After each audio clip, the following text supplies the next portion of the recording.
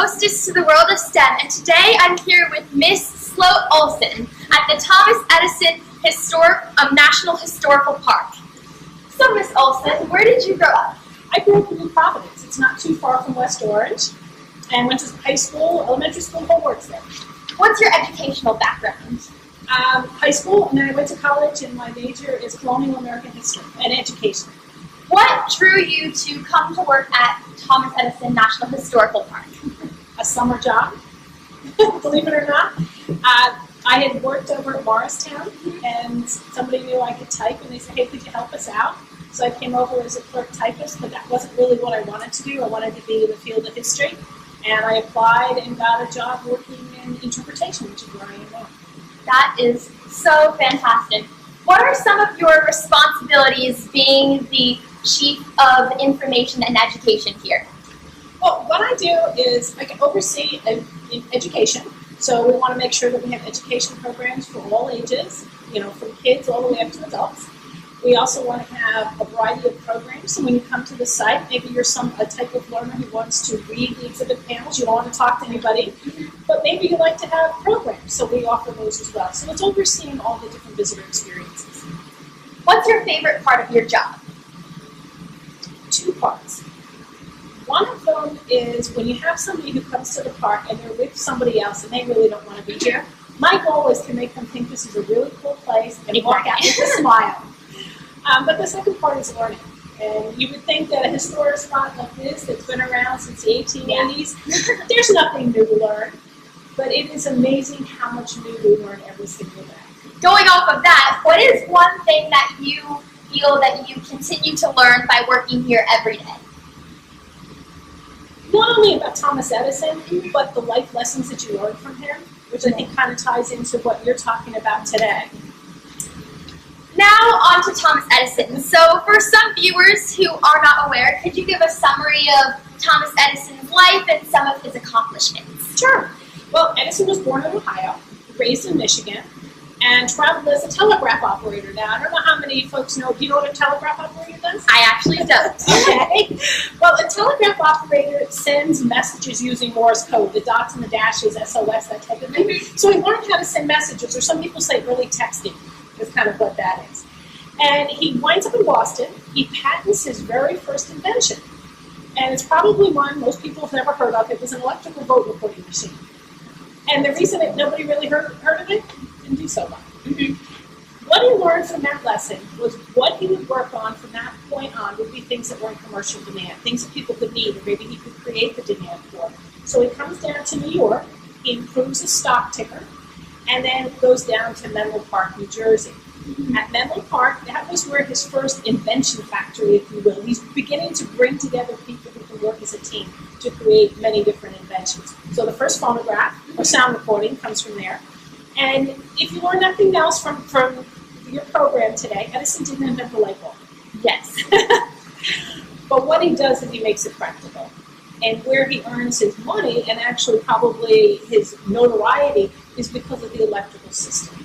If you think about how much electricity is used today. But then he comes up here to West Orange, and he spends the rest of his life, he spends over half his life here.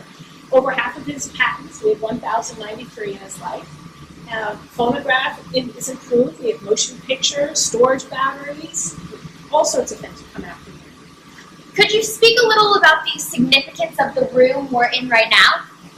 This is called the heavy machine shop. When Edison is inventing, it's not just him, it's a team of people. So you might be really good at working machines, so you would learn how to operate the machines you see here. Edison would come down and say, I want this part made. It's your job to use these machines to make the part for Thomas Edison. But you're going to be working on big pieces here. We need a smaller machine shop upstairs too. In your opinion, what's the most interesting exhibit in the historical park? Ooh, that's a tough one. I think it might be the machine shops, either this one or the one upstairs. Most people are used to having battery powered or maybe solar powered today. But here, all of this is belt-driven machinery, so it runs off of line shafts that go down the sides of the building. It's a little different, but it still works. Thomas Edison was known as the Wizard of Menlo Park, but we're not in Menlo Park. We're here in West Orange, New Jersey. So why are we here? Why are you here? Well, he was known as the wizard because he made a machine to talk, the phonograph, and the electrical system, so he electrified the world. But that name is one of those things that just happened to stick. He comes here to West Orange, he spends, as I said, over half of his life, he comes up with over half the patents, but he's still a wizard. Yeah. Is there a fun fact that you find most people don't know about Thomas Edison? There is, actually. I mentioned the storage battery is one of the things he worked on. Well, his goal on that storage battery was to improve an electric car. He didn't invent it, but he wanted to make it better, last longer, faster, that type of thing. Could you speak a little about the room we're in right now and the significance of it? This is his private office. He had a public one downstairs where meetings and things were held, but even though he's the head of the company, his thing was to be hands-on. He wanted to be doing. He wanted to be testing himself, and that's what this room was all about. Many people don't realize all of the women that were really a major part of Thomas Edison's life. One person being his mom. Could you speak a little about the influence that Thomas Edison's mom had on him? The love of learning and the love of reading. He didn't spend a whole lot of time in formal education, but his mother taught him, and he read his entire life. He just kept reading. The information is there, you just gotta go find it. We know that Mary Stillward Edison, his first wife, was a worker with him in the shop. Could you speak a little about their relationship and what really drew her to work with him? You know, that's a story we're still learning a lot about, is how they came to meet. But they did, they fell in love. She was 16, he was 24. For both of his wives, his second wife as well, he wanted them to invent. So he even tried to teach them how to invent, show them different experiments, things like that. I imagine that was very unique and uncommon for the time period that Thomas Edison was really inventing all of the amazing things he did. Do you think that the fact that he let them do that speaks to his character in a way? I think it does. I also think he wanted them to be part of his life and understand what he was doing. If he was spending, let's say, 3 days in a row in the laboratory, they had a clue what was happening. We know if Edison's wives had any impact on his achievements that they weren't involved in. We might know a little bit more about Mina. His first wife just, passed away when she was 29, and he remarries 2 years later in 1886. That's how he lands here in West Orange. He offers his wife a wedding present as a new home, and then choose a home in West Orange. So that's a pretty big impact of how he ends up here in West Orange, New Jersey. We learned recently that on their honeymoon, he would come up with these ideas, and he'd write them in a notebook, but he'd have her witness it. That's really interesting. So later on, they did experiments. She did a lot of experiments in food cooking, and that they would work together on that. She also, I think, helped him move forward. They don't have social secretaries or anything like that, but she understood that importance, and I think she helped to promote him that way. During Thomas Edison's time, even though his wives seemed to have a great influence on his work, there was still little or no female assistance at all. Why do you think that was? I wish I had a good answer. We know there were women who worked here. They were usually in the typing pool or the legal department is where they would work. I don't know if it was the fact that there wasn't a lot of women in the field, which is kind of what I think it might be, or that other parts of the organization still felt it was a male-oriented field. But Edison had his own child. His daughter went to college. I mean, as I said, he taught his own two. At least his two wives had to invent. So I don't think he was against it. I don't know if he ever just found the right woman to work for him. Were his daughters involved in his work at all? No, not really. Only two sons out of the 6 children were really involved with his work. Which of Edison's qualities do you feel is crucial for girls to have to succeed in STEM fields today? He used the word stick-to-itiveness. I would say perseverance. And he didn't use the words think out of the box, but he never felt that somebody said, no, you can't do that. He would always sit there and try to find a way. And I think that's important. And even though someone might go, oh, that's not for you, you go, no, let me figure another way, and you move on with that. I think that's just so important for girls today to have that stick-to-itness that Thomas Edison had, so then you don't feel discouraged if someone tells you, no, you can't do that, or that's not for you, or tries to put you down in any way that makes you feel like you can't achieve STEM careers just like men and boys can. So hopefully for all girls watching today, to keep that stick-to-itness, because it will help you succeed in STEM fields definitely. And going off of that, why do you feel it's important for girls to have a STEM education like Thomas Edison had? I really think STEM teaches life lessons. Mm-hmm. I mean, to me, STEM it's problem solving. And it's problem solving not because 2 + 2 is 4, but how do you find different ways to get to the same answer? Maybe you don't have all the supplies and materials. Is there another way to reach that process? And that, to me, is really important.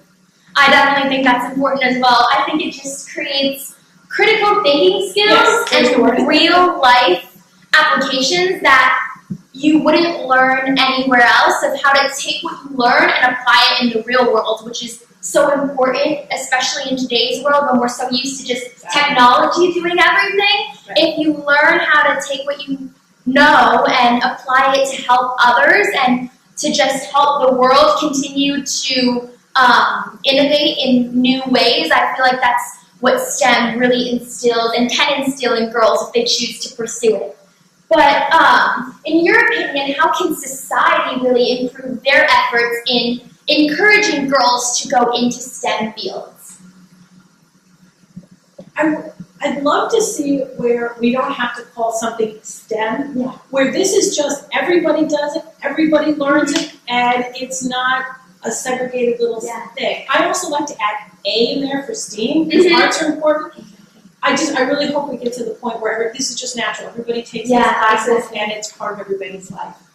I hope so too, especially because there's just, right now, it's just not that way, and that's just the way that I hope too that the future goes, that it's just natural that just boys and girls have equal opportunities, that there's equal amounts of girls, that there's not 18% of girls make up engineering schools across the country, that it's 50-50. So hopefully that's where the future is headed. I hope so as well. And I think that's what Thomas Edison would have wanted, definitely. But as for you, who is your mentor or someone that you admire most? It was my counselor or advisor, I forget what we actually called him, when I was going through college. And the reason he was important to me is I knew what I wanted to do, and his whole thing was, that's fine, learn that, do that. He says, but make sure you know what's on either side so that you can move anytime you want. He really was a type of person to say, think outside the box and think about ways, if you can't get to where you want to, how else can you get there? And I think those skills are exactly what STEM is all about. That's amazing. Is there anything that you would do differently if you were my age or someone like me with similar goals? You know, I was really thinking about that question. In high school, I did what I wanted. I knew I wanted to be a history teacher. I loved the field. But when I got to college, they kept saying, oh, there's too many history teachers, don't do that. And my professor said, that may be true, so why don't you follow 2 avenues? Go into that whole same thing where do what you want. So if you got that job, you're good. But if you don't have it right away, you have something to fall back on. For any recent developments in STEM fields, as there's so many new inventions all the time, what's one of them that interests you? Well, because we're learning more about what Edison did in the EV, electric chargers and things like that, that's fascinating to me. We just had, chargers, electric vehicle chargers put in here. The other, one of the things when I was growing up, there were 9 planets. Yeah. And now there were 8. Yeah. And now they're expanding exponentially of what they can see. And it's technology that has given us new equipment to see further and further. So I find that fascinating. What's one thing that you see for the future? It could be an invention or just a new development that you see coming from STEM.